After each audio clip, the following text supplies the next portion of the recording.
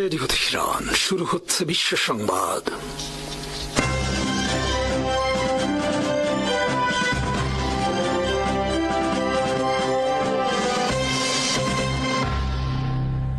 শুরুতেই সংবাদ শিরোনাম। ইসরায়েলের রাডার দুর্বল, ইরানের ড্রোন আঘাত আরো নিখুঁত। ইরানের সেনাবাহিনী দাবি করেছে ইসরায়েলের কিছু গুরুত্বপূর্ণ রাডার ব্যবস্থা ধ্বংস হওয়ায় এখন তাদের সামরিক লক্ষ্যবস্তুতে আঘাত করা অনেক সহজ হয়ে গেছে। ফলে ইরানি ড্রোন হামলা দিন দিন আরো নিখুঁত ও শক্তিশালী হয়ে উঠছে। ইরানের সেনাবাহিনী জানিয়েছে তারা নতুন করে এক দফা ড্রোন অভিযান চালিয়েছে। এই অভিযানে ইসরায়েলের কয়েকটি গুরুত্বপূর্ণ সামরিক ঘাঁটি ও নিরাপত্তা স্থাপনা লক্ষ্য করে হামলা চালানো হয়। ইরানের সামরিক বিবৃতিতে বলা হয়েছে এই ড্রোন হামলার লক্ষ্য ছিল তেল আবিবের কাছে অবস্থিত পালমাহিম বিমান ঘাঁটি, দক্ষিণ ইসরায়েলের ওফদা বিমান ঘাঁটি এবং তেল আবিবের কাছেই থাকা ইসরায়েলের অভ্যন্তরীণ গোয়েন্দা সংস্থা শিন বেতের প্রধান স্থাপনা। ইরানের সেনাবাহিনীর মুখপাত্র ব্রিগেডিয়ার জেনারেল আকরাম মিনিয়া বলেছেন, ইসরায়েলের রাডার নেটওয়ার্কের কিছু গুরুত্বপূর্ণ অংশ ধ্বংস হয়ে যাওয়ার কারণে এখন ইরানি বাহিনীর জন্য অভিযান পরিচালনা করা অনেক সহজ হয়েছে। তার ভাষায়, শত্রুর গুরুত্বপূর্ণ রাডার স্থাপনাগুলোর কিছু অংশ ধ্বংস হয়ে যাওয়ায় আমাদের অভিযান চালানো এখন অনেক সহজ। আমরা এখন গুরুত্বপূর্ণ ও সংবেদনশীল লক্ষ্যবস্তুতে আরো সহজে পৌঁছাতে পারছি। তিনি আরো বলেন, সময়ের সঙ্গে সঙ্গে এই ড্রোন অভিযান আরো নিখুঁত হয়ে উঠছে। প্রতিদিন ইরানের হামলা আরো সুনির্দিষ্ট লক্ষ্যবস্তুতে আঘাত হানছে। ইরানের সেনাবাহিনীর দাবি অনুযায়ী তাদের বিশেষ ধরনের লোইটারিং ড্রোন এই হামলায় ব্যবহার করা হয়েছে। এই ড্রোনগুলো দীর্ঘ সময় আকাশে ভেসে থেকে নির্দিষ্ট লক্ষ্য খুঁজে বের করতে পারে এবং সুযোগ পেলেই আঘাত হানে। ইসরায়েলের হামলায় এই ড্রোনগুলো পালমাহিম ও ওফদা বিমান ঘাঁটির নিয়ন্ত্রণ টাওয়ার, রানওয়ে এবং বিমান হ্যাঙ্গার লক্ষ্য করে আঘাত হানে। পালমাহিম বিমান ঘাঁটি ইসরায়েলের জন্য অত্যন্ত গুরুত্বপূর্ণ একটি সামরিক কেন্দ্র। এটি তেল আবিবের কাছাকাছি অবস্থিত এবং এখান থেকে ইসরায়েলের স্যাটেলাইট উৎক্ষেপণ ও ক্ষেপণাস্ত্র পরীক্ষার কার্যক্রম পরিচালিত হয়। এই ঘাঁটিতে ইসরায়েলের শক্তিশালী ক্ষেপণাস্ত্র প্রতিরক্ষা ব্যবস্থা ডেভিড স্লিং এবং উন্নত হারমেস 900 ড্রোনও মোতায়েন থাকে। অন্যদিকে ওফদা বিমান ঘাঁটিও ইসরায়েলি বিমান বাহিনীর একটি গুরুত্বপূর্ণ প্রশিক্ষণ কেন্দ্র। এখানে নিয়মিত যুদ্ধ বিমান প্রশিক্ষণ দেওয়া হয়। এছাড়া অতীতে এই ঘাঁটিতে যুক্তরাষ্ট্রের অত্যাধুনিক F-22 যুদ্ধ বিমানও মোতায়েন করা হয়েছিল। ইরানের ড্রোন হামলার আরেকটি গুরুত্বপূর্ণ লক্ষ্য ছিল ইসরায়েলের গোয়েন্দা সংস্থা শিন বেতের সদর দপ্তর। এই সংস্থাটি ইসরায়েলের অভ্যন্তরীণ নিরাপত্তা ব্যবস্থার কেন্দ্র হিসেবে কাজ করে। শিন বেত দেশের ভেতরের নিরাপত্তা অভিযান সমন্বয় করে এবং শীর্ষ সরকারি কর্মকর্তাদের নিরাপত্তা নিশ্চিত করে। এই হামলাগুলো এমন সময় ঘটল যখন ইরান বলছে তারা এখনো প্রতিরক্ষামূলক সামরিক অভিযান চালিয়ে যাচ্ছে। তাদের দাবি, এই অভিযান শুরু হয়েছে যুক্তরাষ্ট্র ও ইসরায়েলের বড় ধরনের হামলার জবাব হিসেবে। সব মিলিয়ে মধ্যপ্রাচ্যে এখন যে সংঘাত চলছে তা দ্রুত আরো বিস্তৃত রূপ নিচ্ছে। আকাশে ড্রোন, মিসাইল এবং যুদ্ধ বিমানের ছায়া ঘন হয়ে উঠছে প্রতিদিন। আর এই সংঘাত যত দীর্ঘ হচ্ছে ততই স্পষ্ট হচ্ছে এই যুদ্ধ শুধু দুটি দেশের মধ্যে সীমাবদ্ধ নয়, বরং পুরো অঞ্চলের নিরাপত্তা ও স্থিতিশীলতার জন্য এক বড় পরীক্ষায় পরিণত হয়েছে। ইরান যুদ্ধের ছায়া যত ঘন হচ্ছে ততই নতুন নতুন নাটকীয় তথ্য সামনে আসছে। যুদ্ধক্ষেত্রের গর্জনের বাইরে এবার শোনা যাচ্ছে আরেক ধরনের আওয়াজ, অসন্তুষ্টির আওয়াজ। অভিযোগ উঠছে ইরানের বিরুদ্ধে সম্ভাব্য যুদ্ধে যেতে চান না অনেক মার্কিন সেনা। এই খবর যুক্তরাষ্ট্রের সামরিক ও রাজনৈতিক মহলে নতুন করে আলোড়ন সৃষ্টি করেছে। যুক্তরাষ্ট্রের অলাভজনক সংগঠন Center on Conscience and War জানাচ্ছে তাদের ফোন যেন থামছেই না। একের পর এক মার্কিন সেনা যোগাযোগ করছেন এই প্রতিষ্ঠানের সঙ্গে। তাদের অনেকেই সরাসরি জানাচ্ছেন ইরানের বিরুদ্ধে যুদ্ধে অংশ নিতে তারা রাজি নন। সংস্থাটি মূলত সেই সব মানুষকে সহায়তা করে যারা ব্যক্তিগত, নৈতিক বা বিবেকগত কারণে যুদ্ধ করতে অস্বীকৃতি জানান। এসব মানুষকে বলা হয় কনসিয়েন্স অবজেক্টর। এখন সেই সংস্থাটি বলছে সাম্প্রতিক সময়ে মার্কিন সেনাদের কাছ থেকে অভূতপূর্ব পরিমাণ ফোন পাচ্ছে তারা। প্রতিষ্ঠানটির নির্বাহী পরিচালক মাইক প্রাইজনার সামাজিক যোগাযোগ মাধ্যম এক্সে লিখেছেন, ফোন বেজেই চলেছে। অনেক সেনা আমাদের বলছেন তারা ইরানের বিরুদ্ধে যুদ্ধে যেতে চান না। তিনি আরো দাবি করেন, সরকার জনগণকে যা বলছে তার চেয়ে অনেক বেশি সেনা ইউনিটকে ইতিমধ্যে মোতায়েনের জন্য প্রস্তুত করা হচ্ছে। এদিকে পরিস্থিতি আরো নাটকীয় হয়ে ওঠে সম্প্রতি প্রকাশিত একটি প্রতিবেদনের পর। মধ্যপ্রাচ্য ভিত্তিক সংবাদ মাধ্যম মিডল ইস্ট আই জানায়, যুক্তরাষ্ট্র ইরানে বিশেষ বাহিনী পাঠানোর বিষয়টি বিবেচনা করছে। এমনকি আরো বড় আকারে সেনা মোতায়েনের সম্ভাবনাও উড়িয়ে দেওয়া যাচ্ছে না। এই খবর ছড়িয়ে পড়তেই মার্কিন সেনাদের মধ্যে উদ্বেগ আরো বাড়তে শুরু করেছে। এরই মধ্যে যুক্তরাষ্ট্রের সেনাবাহিনী একটি বড় সিদ্ধান্ত নিয়েছে। তাদের বিখ্যাত 82তম এয়ারবোর্ন ডিভিশনের কিছু সেনার জন্য নির্ধারিত বড় ধরনের প্রশিক্ষণ মহড়া বাতিল করা হয়েছে। এই ডিভিশনের সেনারা মূলত স্থলযুদ্ধে বিশেষ দক্ষ। তারা আকাশপথে শত্রু অঞ্চলে নেমে দ্রুত যুদ্ধ পরিচালনা করতে পারে। সামরিক বিশ্লেষকদের মতে এই ধরনের মহড়া বাতিল করা সাধারণ ঘটনা নয়। অনেকেই মনে করছেন এর পেছনে বড় ধরনের সামরিক প্রস্তুতির ইঙ্গিত থাকতে পারে। এদিকে আরেকটি বিষয় নতুন করে আলোচনায় এসেছে, যুক্তরাষ্ট্রে আবার বাধ্যতামূলক সামরিক নিয়োগ বা ড্রাফট চালু হতে পারে কিনা। ফক্স নিউজকে দিয়ে এক সাক্ষাৎকারে হোয়াইট হাউসের প্রেস সচিব ক্যারোলাইন লেভিট বিষয়টি পুরোপুরি নাকচ করেননি। তিনি বলেন, আপাতত এমন কোনো সিদ্ধান্ত নেই, তবে ভবিষ্যৎ পরিস্থিতি কি দাঁড়ায় তা বলা কঠিন। যুক্তরাষ্ট্রে শেষবার বাধ্যতামূলকভাবে মানুষকে যুদ্ধে পাঠানো হয়েছিল 1972 সালের ডিসেম্বরে, ভিয়েতনাম যুদ্ধের শেষ পর্যায়ে। সেই স্মৃতি এখনো অনেক আমেরিকানদের মনে তীব্রভাবে রয়ে গেছে। এর মধ্যেই আরও একটি চাঞ্চল্যকর ঘটনা সামনে এসেছে। Center on Conscience and War জানিয়েছে, সম্প্রতি একজন মার্কিন সেনা সদস্য তাদের ফোন করেছেন। তিনি বর্তমানে মোতায়েনের অপেক্ষায় আছেন, কিন্তু তিনি এখন আনুষ্ঠানিকভাবে কনসিয়েন্স অবজেক্টর হিসেবে আবেদন করতে চান। শুধু তাই নয়, ওই সেনা দাবি করেছেন যে তার ইউনিটের অনেক সদস্যই ইরান যুদ্ধ নিয়ে তীব্র আপত্তি প্রকাশ করছেন। তিনি এমনকি বলেছেন তিনি সহকর্মীদেরও এই সংস্থার ফোন নম্বর দেবেন। এই বিরোধিতার পেছনে রয়েছে কিছু বিতর্কিত ঘটনা। সংস্থাটির মতে অনেক মার্কিন সেনা আন্তর্জাতিক জলসীমায় ইরানি যুদ্ধজাহাজের উপর হামলার ঘটনায় আপত্তি জানিয়েছেন। আরও বড় বিতর্ক তৈরি হয়েছে ইরানের একটি বালিকা বিদ্যালয়ে হামলার অভিযোগ ঘিরে। খবরে বলা হয়েছে, ইরানের মিনাব শহরের একটি মেয়েদের স্কুলে যুক্তরাষ্ট্র ও ইসরায়েলের যৌথ হামলায় অন্তত 165 জন নিহত হয়েছেন। নিহতদের বেশিরভাগই ছিল স্কুলের ছাত্রী। প্রতিবেদন অনুযায়ী ওই স্কুলে 2 বার হামলা চালানো হয়। প্রথম হামলার পর আতঙ্কে শিক্ষার্থীরা এক জায়গায় জড়ো হয়। পরে তাদের উদ্ধার করতে আসা মানুষদের লক্ষ্য করে দ্বিতীয় হামলা করা হয়। পরে middle East Eye, new York Times এবং রয়টার্স সহ কয়েকটি সংবাদ মাধ্যম দাবি করে ওই হামলায় টমাহক ক্রুজ ক্ষেপণাস্ত্র ব্যবহারের প্রমাণ পাওয়া গেছে। ইরানের আধা সরকারি মেহর নিউজ এজেন্সি একটি ভিডিও প্রকাশ করেছে। সেই ভিডিওতে দেখা যায় একটি টমাহক ক্ষেপণাস্ত্র স্কুলের পাশের একটি নৌঘাঁটিতে আঘাত করছে। এই অভিযোগ নিয়ে ট্রাম্প প্রশাসনের কাছে প্রশ্ন করা হলে তারা সরাসরি কোনো উত্তর দেয়নি, বরং প্রেসিডেন্ট ডোনাল্ড ট্রাম্প উল্টো ইরানের ওপরই স্কুলের হামলার দায় চাপান। তবে তিনি তার এই দাবির পক্ষে কোনো প্রমাণ দেখাতে পারেননি। Islamic Revolutionary Guard Corps IRGC বলছে তারা যুক্তরাষ্ট্রে গুরুত্বপূর্ণ সামরিক স্থাপনা লক্ষ্য করে বড় ধরনের আঘাত এনেছে। IRGCর দাবি অনুযায়ী তারা অপারেশন ট্রু প্রমিস 4 নামের অভিযানে যুক্তরাষ্ট্রের সামরিক সম্পদে হামলা চালিয়েছে। ইরানের রাষ্ট্রীয় সংবাদ মাধ্যমের তথ্য অনুযায়ী সংযুক্ত আরব আমিরাতের আল রুইস এলাকায় একটি থার্ড বা Terminal High Altitude Area Defense ক্ষেপণাস্ত্র প্রতিরক্ষা রাডার ধ্বংস করা হয়েছে। তাদের দাবি, এই রাডারটি ইসরায়েলের ক্ষেপণাস্ত্র প্রতিরক্ষা ব্যবস্থার অংশ হিসেবে কাজ করছিল। তবে এ বিষয়ে কোনো প্রমাণ এখনো প্রকাশ করা হয়নি। আরও বলা হয়েছে, ইরানের দক্ষিণ পূর্ব শহর চাবাহার থেকে প্রায় 700 কিলোমিটার দূরে একটি মার্কিন নৌবাহিনীর জাহাজে ড্রোন ও ক্ষেপণাস্ত্র দিয়ে হামলা চালানো হয়েছে। এতে জাহাজটি অচল হয়ে পড়েছে বলে দাবি করা হয়েছে। সমুদ্রে উত্তেজনা, পরিস্থিতি আরো জটিল হয়ে ওঠে যখন IRGC দাবি করে তারা যুক্তরাষ্ট্রের বিমানবাহী রণতরী USS আব্রাহাম লিঙ্কনে হামলা চালিয়েছে। তাদের ভাষায় 4টি ব্যালিস্টিক ক্ষেপণাস্ত্র নিক্ষেপ করা হয়, কিন্তু যুক্তরাষ্ট্রের US সেন্ট্রাল কমান্ড সেন্টকম এই দাবি পুরোপুরি অস্বীকার করেছে। তারা জানিয়েছে কোনো ক্ষেপণাস্ত্র ওই জাহাজের কাছেও পৌঁছায়নি এবং জাহাজটি স্বাভাবিকভাবেই সামরিক কার্যক্রম চালিয়ে যাচ্ছে। এই অঞ্চলে যুক্তরাষ্ট্র ইতোমধ্যেই বড় সামরিক শক্তি মোতায়েন করেছে। USS জেরাল্ড আর ফোর্ড সহ একাধিক যুদ্ধজাহাজ এবং প্রায় 10,000 অতিরিক্ত সেনা পাঠানো হয়েছে।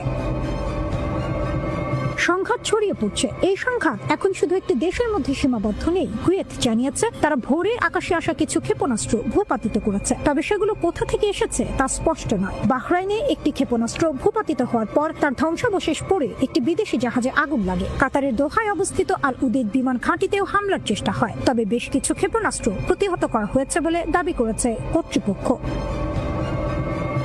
ইরানের সশস্ত্র বাহিনী জানিয়েছে কুয়েত সীমান্তের কাছে একটি মার্কিন F-15 ঈগল যুদ্ধ বিমান তারা গুলি করে নামিয়েছে। তাদের ভাষায় এই বিমানটি ইরানের ভেতরে হামলার উদ্দেশ্যে ঢুকেছিল, তাই আকাশ প্রতিরক্ষা ব্যবস্থা এটিকে লক্ষ্য করে ধ্বংস করে। ইরানের খাতাম আল আনবিয়া এয়ার ডিফেন্স বেস এক বিবৃতিতে বলেছে বিমানটি ভূপাতিত হওয়ার পর এর ধ্বংসাবশেষ কুয়েতের ভেতরে গিয়ে পড়ে।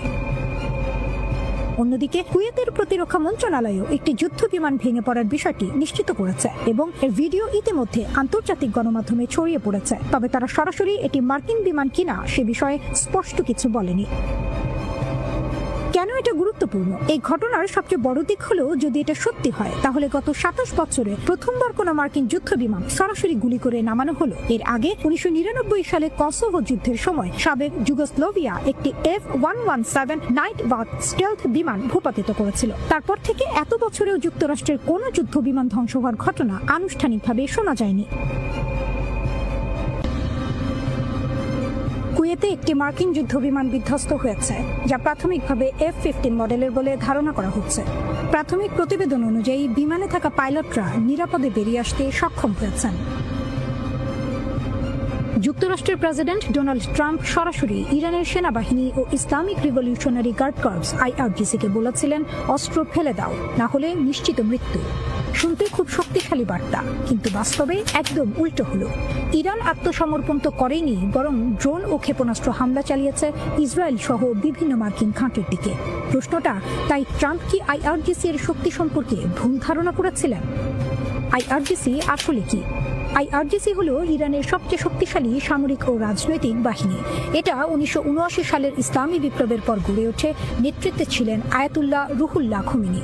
এর মূল কাজ ইসলামী বিপ্লবকে রক্ষা করা, দেশের সর্বোচ্চ নেতা এর প্রতি সম্পূর্ণ আনুগত্য রাখা। এরা সাধারণ সেনাবাহিনীর মতো নয়, তারা সরাসরি রাষ্ট্রপ্রধান নয়, বরং ধর্মীয় নেতার প্রতি অনুগত। তাদের নিজস্ব স্থল, নৌ, বিমান বাহিনী আছে, এমনকি বিদেশে গোপন অপারেশন চালানোর জন্য কুদস ফোর্সও আছে। সহজভাবে বললে IRGC হলো সেনাবাহিনী, গোয়েন্দা সংস্থা আর রাজনৈতিক শক্তি। বাসিজ দেখতে সাধারণ কিন্তু ভয়ঙ্কর শক্তি। IRGC এর অধীনে আরেকটি শক্তিশালী বাহিনী হলো বাসিজ। এটা মূলত স্বেচ্ছাসেবক বাহিনী। সদস্য সংখ্যা প্রায় 4.5 লাখ। বেশিরভাগই তরুণ, নিম্নবিত্ত ও ধর্মীয়ভাবে অনুপ্রাণিত। তাদের কাজ কি?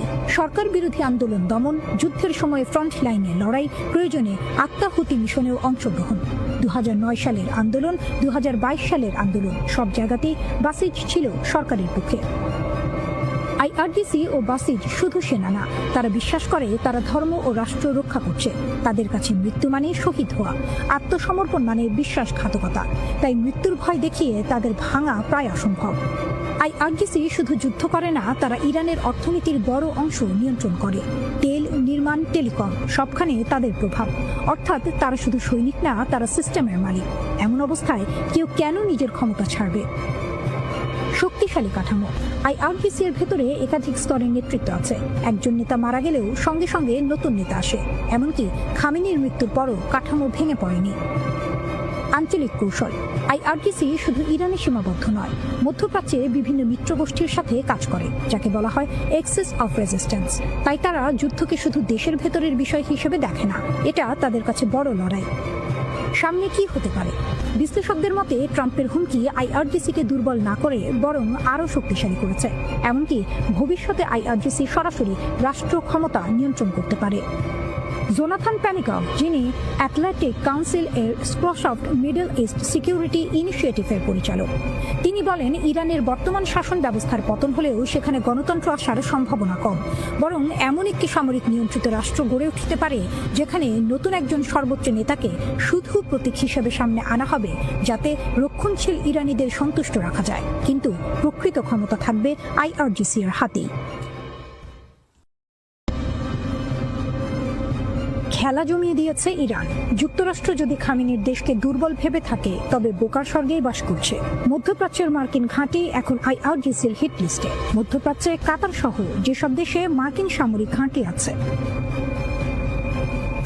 কাতারের আল উদেদ ঘাঁটিটি পুরো অঞ্চলের সবচেয়ে বড় মার্কিন ঘাঁটি। এখানে মার্কিন সেন্ট্রাল কমান্ড এবং এর বিমান বাহিনীর ফরওয়ার্ড হেডকোয়ার্টার রয়েছে।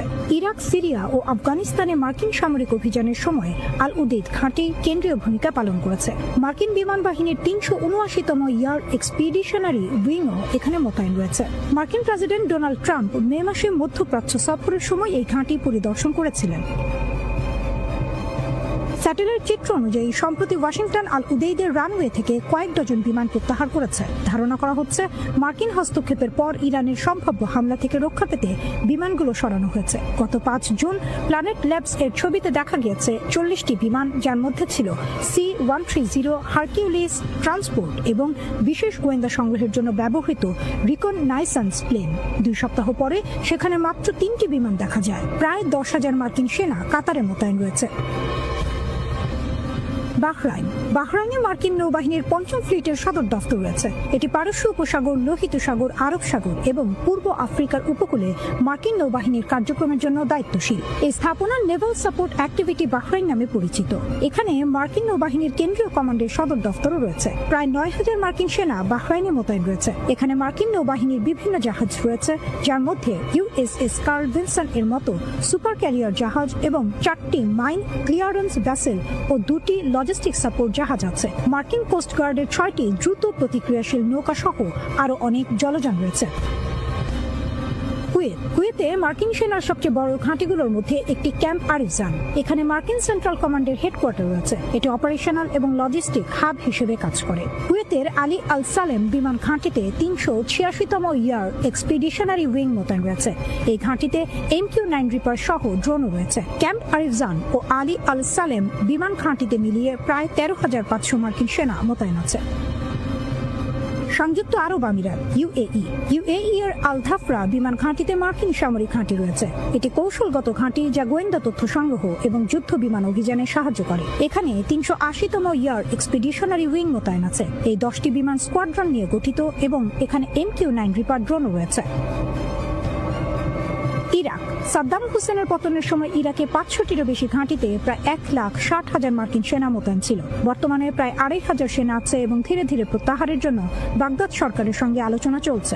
মার্কিন বাহিনী মূলত কুর্দিস্তানের আল আসাদ এবং ইরবিল বিমান ঘাঁটি থেকে কাজ করছে। ২০২৩ সালের অক্টোবরের গাজা যুদ্ধে এই ঘাঁটিগুলো ইরানের মিত্র গোষ্ঠীর লক্ষ্যবস্তুতে পরিণত হয়েছে। সিরিয়ায় মার্কিন সামরিক উপস্থিতি মূলত ইসলামিক স্টেটের বিরুদ্ধে লড়াইয়ের সঙ্গে সম্পর্কিত। এখানে প্রায় ২,০০০ মার্কিন সেনা রয়েছে, যারা স্থানীয় নিরাপত্তা বাহিনীর সঙ্গে কাজ করছে। যুক্তরাষ্ট্রকে সবাইকে বিশ্বাস করাতে চায় ইরান একা, কিন্তু এই পৃথিবীতে ক্ষমতার সমীকরণ প্রতিনিয়ত বদলায়। ফক্স নিউজের সাবেক উপস্থাপক টাকার কার্লসন এক গুরুতর সতর্কবার্তা দিয়েছেন। রাজনৈতিক ভাষ্যকার টাকার কার্লসনের একটি টুইট আছড়ে পড়ল আন্তর্জাতিক সংবাদ মাধ্যমে।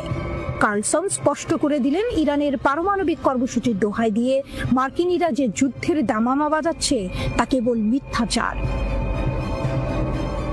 মার্ক লেভিনের মতো মানুষেরা পারমাণবিক বিস্তার বন্ধ করার ভান করে ইরানের সঙ্গে যুদ্ধ চাপিয়ে দিচ্ছেন। কার্লসন তার এক্স অ্যাকাউন্টে লিখলেন, আসলে ইরান বোমা তৈরির কাছাকাছি পৌঁছেছে এমন কোনো বিশ্বাসযোগ্য প্রমাণ নেই। যারা অন্য কথা বলে তারা হয় অজ্ঞ নয় অসৎ। তার অভিযোগের তীর সরাসরি ওয়াশিংটনের তথাকথিত যুদ্ধবাজ নেতাদের দিকে। তিনি দাবি করলেন, ইরান পারমাণবিক বোমা বানাচ্ছে না কারণ তারা জানে যদি বানাতো তাহলে মার্কিন যুক্তরাষ্ট্র তৎক্ষণাৎ যুদ্ধ শুরু করে দেবে, আর ইরান এতটা বোকা নয় যে নিজেদের ধ্বংস ডেকে আনবে। কিন্তু তাহলে কেন এই যুদ্ধের উন্মাদনা? কার্লসনের মতে আসল উদ্দেশ্য ভিন্ন। আসল লক্ষ্য হলো শাসন ব্যবস্থা পরিবর্তন। তিনি জোর দিয়ে বললেন, তরুণ আমেরিকানদের আবারও মধ্যপ্রাচ্যে ঠেলে দেওয়া হচ্ছে আরেকটি সরকার উৎখাত করার জন্য। কিন্তু আমেরিকা বিদেশি নেতাদের উৎখাত করে যতবার সফল হয়েছে তার চেয়ে বেশিবার বিপর্যয় ডেকে এনেছে। তিনি বললেন, আমেরিকানদের কাছে শাসন ব্যবস্থা পরিবর্তন এখন বিপর্যয়ের সমার্থক।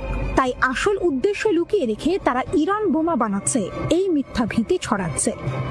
তারা বলবে ইরানের মতো দেশ কখনোই বোমা রাখতে পারে না। তারা লস অ্যাঞ্জেলসে পারমাণবিক হামলা চালাবে। আমাদের এখনই পদক্ষেপ নিতে হবে। কার্লসনের কণ্ঠস্বরে তীব্র শ্লেষ। কার্লসন থামলেন না। তিনি আমেরিকার জন্য একটি ভয়াবহ চিত্র তুলে ধরলেন। ইরানের কাছে পারমাণবিক অস্ত্র নাও থাকতে পারে, কিন্তু তাদের কাছে ব্যালিস্টিক ক্ষেপণাস্ত্রের এক ভয়ঙ্কর অস্ত্রাগার রয়েছে। তিনি সতর্ক করলেন, এই ক্ষেপণাস্ত্রগুলো পারস্য উপসাগরে অবস্থিত মার্কিন সামরিক স্থাপনা, আমেরিকার মিত্র দেশগুলো এবং গুরুত্বপূর্ণ জ্বালানি অবকাঠামোকে লক্ষ্য করে রাখা হয়েছে। কার্লসন আরো বললেন, ইরানের সঙ্গে যুদ্ধের প্রথম সপ্তাহে হাজার হাজার আমেরিকান নিহত হতে পারে। আমাদের অর্থনীতি ভেঙে পড়তে পারে, কারণ তেলের দাম আকাশচুম্বী হবে। তিনি কল্পনা করে বললেন, $30 পেট্রোলের প্রভাব বিবেচনা করুন। কিন্তু সম্ভাব্য যুদ্ধের দ্বিতীয় সপ্তাহে কি হবে? যুদ্ধের দ্বিতীয় সপ্তাহ আরো খারাপ হতে পারে, কার্লসন বললেন। ইরান ইরাক বা লিবিয়া নয়, এমনকি উত্তর কোরিয়াও নয়। ইরানের শক্তিশালী মিত্র রয়েছে। তিনি মনে করিয়ে দিলেন, ইরান এখন ব্রিক্স জোটের অংশ, যা বিশ্বের অধিকাংশ ভূমি, জনসংখ্যা, অর্থনীতি এবং সামরিক শক্তিকে প্রতিনিধিত্ব করে। রাশিয়ার সঙ্গে ইরানের ব্যাপক সামরিক সম্পর্ক রয়েছে। তারা তাদের বেশিরভাগ তেল চীনে বিক্রি করে। ইরান একা নয়। এইখানে কার্লসনের সতর্কবাণী সর্বোচ্চ শিখরে পৌঁছায়। ইরানের উপর আক্রমণ খুব সহজেই বিশ্বযুদ্ধে পরিণত হতে পারে, আর যুক্তরাষ্ট্র হেরে যাবে। ডোনাল্ড ট্রাম্পের একজন কট্টর সমর্থক হওয়া সত্ত্বেও কার্লসন যুদ্ধ সমর্থকদের তীব্র সমালোচনা করলেন।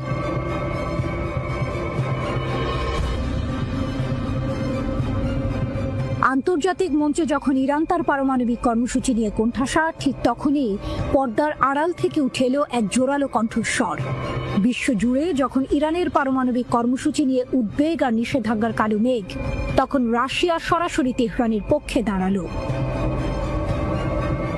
ক্রেমলিনের মুখপাত্র দিমিত্রি পেসকভ স্পষ্ট ভাষায় জানালেন, মস্কো চায় ইরানের পারমাণবিক ইস্যুর শান্তিপূর্ণ সমাধান হোক এবং তেহরানের বৈধ অধিকার রক্ষা করা হোক। রাশিয়ান সংবাদ সংস্থা তাস এই খবরটি নিশ্চিত করে। এ যেন কোনো থ্রিলার সিনেমার মোড় ঘোরানো মুহূর্ত। পেসকভ বলেছেন, আমরা ইরানের পারমাণবিক সমস্যা শান্তিপূর্ণভাবে সমাধানের প্রচেষ্টাকে সম্পূর্ণভাবে সমর্থন করি। বিশ্বের প্রতিটি রাষ্ট্রেরই শান্তিপূর্ণ পারমাণবিক শক্তি ব্যবহারের অধিকার আছে এবং এটি আন্তর্জাতিক পরমাণু শক্তি সংস্থা ও বৈশ্বিক সম্প্রদায়ের কড়া নজরদারিতে হওয়া উচিত। তিনি আরও যোগ করেন, এই ধরনের কর্মসূচি বিশ্বের অনেক দেশেই পরিচালিত হচ্ছে এবং আমরা বিশ্বাস করি ইরান সহ সব দেশের এই অধিকার থাকা উচিত। এখানেই আসে গল্পের আসল টুইস্ট। রাশিয়া ইরানের সরকারি বিবৃতির ওপর আস্থা রাখছে, যেখানে তেহরান বলছে তাদের পারমাণবিক কর্মসূচির পেছনে কোনো সামরিক উদ্দেশ্য নেই। পেসকভ বলেছেন, ইরানের বিরুদ্ধে পারমাণবিক অস্ত্র তৈরির যেসব অভিযোগ রয়েছে, আমরা সেসব বিষয়ে ইরানের সরকারি বিবৃতিকে প্রধান ভিত্তি হিসেবে দেখি। ইরান পরমাণু অস্ত্র তৈরির কোনো পরিকল্পনা বা ইচ্ছা রাখে না। তাদের এই অবস্থানকেই আমরা গ্রহণ করি। কিন্তু পশ্চিমাদের প্রশ্ন, এই শান্তিপূর্ণ পারমাণবিক কর্মসূচি কতটা নিশ্চিত করবে যে ইরান কখনোই পারমাণবিক অস্ত্রের দিকে ঝুঁকবে না? এদিকে ইরান যুক্তরাষ্ট্র পারমাণবিক আলোচনার প্রেক্ষাপটেও নতুন কিছু তথ্য সামনে এসেছে, যা পরিস্থিতিকে আরো জটিল করে তুলেছে। মার্কিন প্রেসিডেন্ট ডোনাল্ড ট্রাম্প এর আগে দম্ভ করে বলেছিলেন যুক্তরাষ্ট্র ইরানকে ইউরেনিয়াম সমৃদ্ধির অনুমতি দেবে না। কিন্তু মার্কিন সংবাদ মাধ্যম এক্সিওস জানায়, চলতি বছরের 30 মে ওয়াশিংটনের পক্ষ থেকে ইরানকে একটি প্রস্তাব দেওয়া হয়েছে, যেখানে সীমিত পরিসরে ইউরেনিয়াম সমৃদ্ধির অনুমতি দেওয়ার কথা বলা হয়েছে। এই খবরটা যেন কোনো থ্রিলার সিনেমার ক্লাইম্যাক্সের আগে আসা অপ্রত্যাশিত তথ্য। ওমানের মধ্যস্থতায় ইরান ও যুক্তরাষ্ট্রের মধ্যে রোমে অনুষ্ঠিত হয় 5ম দফা আলোচনা। ওমানের পররাষ্ট্রমন্ত্রী বদর আল বুসাইদি জানান, কিছু অগ্রগতি হয়েছে, তবে তা এখনো চূড়ান্ত নয়। ইরানের প্রধান আলোচক ও পররাষ্ট্রমন্ত্রী আব্বাস আরাকচি আশাবাদ ব্যক্ত করে বলেছেন, আরও 1 বা 2 রাউন্ড আলোচনার মধ্য দিয়ে আমরা ইতিবাচক সমাধানে পৌঁছাতে পারব। বিশ্লেষকদের মতে রাশিয়ার এই অবস্থান আন্তর্জাতিক অঙ্গনে ইরানকে কূটনৈতিকভাবে শক্তিশালী করছে এবং পারমাণবিক ইস্যুতে মধ্যপ্রাচ্যে উত্তেজনা প্রশমের পথ খুলে দিতে পারে। শান্তিপূর্ণ পারমাণবিক উন্নয়নের পক্ষে রাশিয়ার সরাসরি সমর্থন ইরানের জন্য যেমন কৌশলগত সুবিধা তৈরি করেছে, তেমনি এটি ভবিষ্যতের আলোচনায় একটি ভারসাম্যপূর্ণ পরিবেশ গঠনে সহায়ক হতে পারে। কিন্তু এই গল্পের শেষ কোথায়? একদিকে যখন রাশিয়া ইরানের পাশে দাঁড়িয়ে শান্তিপূর্ণ পারমাণবিক অধিকারের কথা বলছে, অন্যদিকে যুক্তরাষ্ট্র সীমিত সমৃদ্ধির প্রস্তাব দিচ্ছে। ইরান কি শেষ পর্যন্ত তার পারমাণবিক উচ্চাকাঙ্ক্ষা ত্যাগ করবে?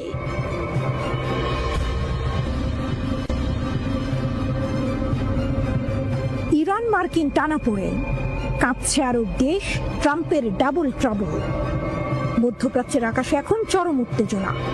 একদিকে ইসরায়েল মুখিয়ে আছে ইরানের পারমাণবিক স্থাপনায় হামলা চালানোর জন্য, অন্যদিকে যুক্তরাষ্ট্রের উপর চাপ বাড়াচ্ছে 3 গুরুত্বপূর্ণ আরব দেশ, সৌদি আরব, কাতার এবং সংযুক্ত আরব আমিরাত। তাদের একটাই দাবি, ইরানে হামলা নয়। কিন্তু কেন এই 3 দেশ ইরানের পক্ষে ব্যাট করছে? উত্তরটা কিন্তু মোটেও ইরানকে বাঁচানোর জন্য নয়, বরং নিজেদের অস্তিত্ব রক্ষার তাগিদে। কাঁচের ঘরে মার্কিন সেনা, কেন এত ভয়? সম্প্রতি মার্কিন প্রেসিডেন্ট ডোনাল্ড ট্রাম্প যখন সৌদি আরব, কাতার ও সংযুক্ত আরব আমিরাত সফরে গিয়েছিলেন, তখন এই 3 দেশের নেতারা তাকে স্পষ্ট বার্তা দেন। তারা অনুরোধ করেন যুক্তরাষ্ট্র যেন ইরানের পারমাণবিক অবকাঠামোতে কোনো ধরনের হামলা না চালায়।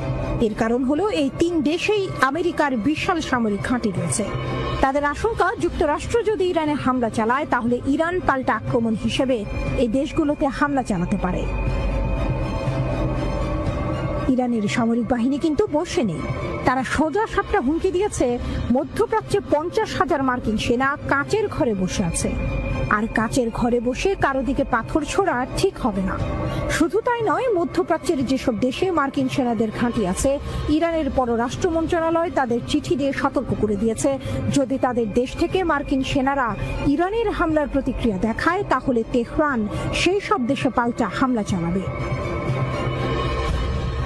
অর্থাৎ সৌদি আরবের ক্রাউন প্রিন্স মোহাম্মদ বিন সালমান, আরব আমিরাতের প্রেসিডেন্ট মোহাম্মদ বিন জায়েদ এবং কাতারের আমির তামিম আল থানি সবাই ট্রাম্পের কাছে একই আশঙ্কা প্রকাশ করেছেন।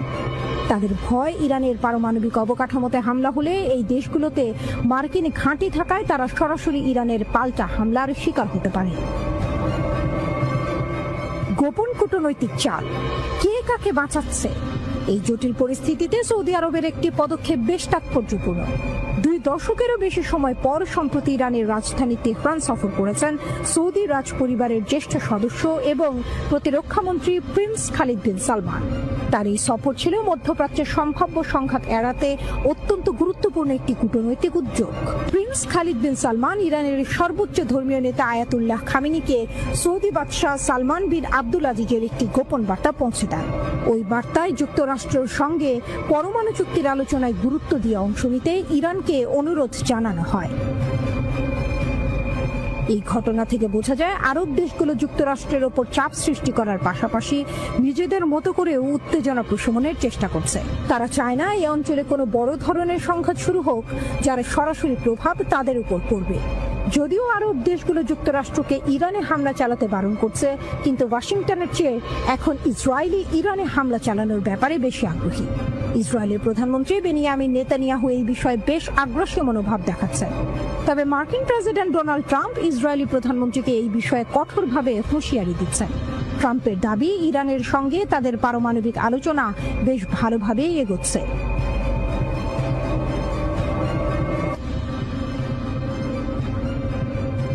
বিশ্ব এখন ইরানের ওপর যুক্তরাষ্ট্র ও ইসরায়েলের কড়া নজরদারি দেখছে, কিন্তু পর্দার আড়ালে নীরবে গড়ে উঠছে এক শক্তিশালী জোট। এই জোট মধ্যপ্রাচ্য আর বৈশ্বিক ক্ষমতা ভারসাম্য বদলে দিতে চলেছে।